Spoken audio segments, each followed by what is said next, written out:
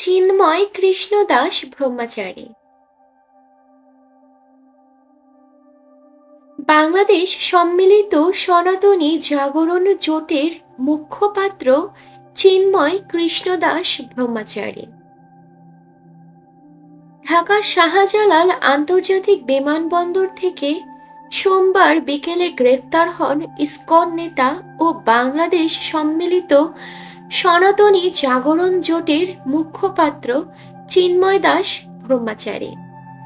চট্টগ্রাম নগরীর new market মোড়ের স্বাধীনতা স্তম্ভে জাতীয় পতাকা অবমাননার মামলায় তাকে গ্রেফতার করা হয়। এরপর থেকেই এই ঘটনার প্রতিবাদ ও নিন্দা জানায় ভারত ও দেশটির রাজনৈতিক দল বিজেপি।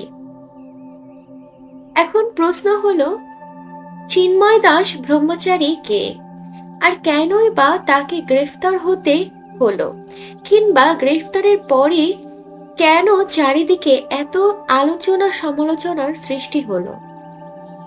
চিন্ময় দাসের আসল নাম হলো চন্দন কুমার ধর।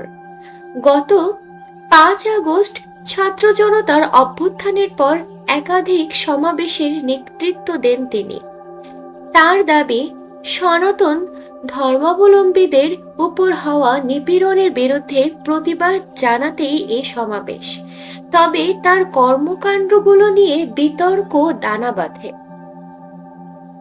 বিশেষত গত অক্টোবরে চট্টগ্রামে একটি মিছিলের সময় বাংলাদেশের জাতীয় পতাকার অবমাননার অভিযোগ ওঠে তার বিরুদ্ধে।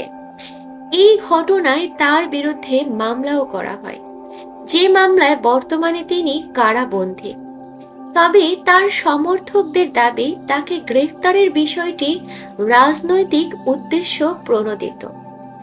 তাকে কারাগারে পাঠানোর আদেশের প্রতিবাদে আদালত প্রাঙ্গণে বিক্ষোভ করেছেন সনাতন সম্প্রদায়ের কয়েক হাজার মানুষ। ধর্মীয় এই নেতাকে গ্রেফতারের বিষয়ে ঢাকা মহানগর পুলিশের মুখপাত্র তালেবুর রহমান জানিয়েছেন, কৃষ্ণদাসের বিরুদ্ধে অভিযোগ তদন্তাধীন রয়েছে।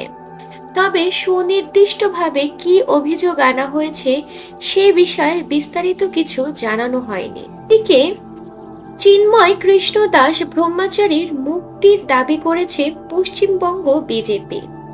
না হলে সীমান্ত অবরোধ ও কলকাতার বাংলাদেশ ডেপুটি হাই কমিশনে বিক্ষোভ হুঁশিয়ারি দিয়েছে দলটি। চিন্ময় কৃষ্ণ দাসকে গ্রেফতারের খবরে উদ্বেগ প্রকাশ করেন শুভেন্দু অধিকারী। অবিলম্বে তার মুক্তি দাবি করে তিনি বলেন, চিন্ময়কে মুক্তি না দিলে বাংলাদেশ ডেপুটি হাই কমিশনে বিক্ষোভ হবে এবং বাংলাদেশ সীমান্তে সনাতনীরা অবরোধ করবে।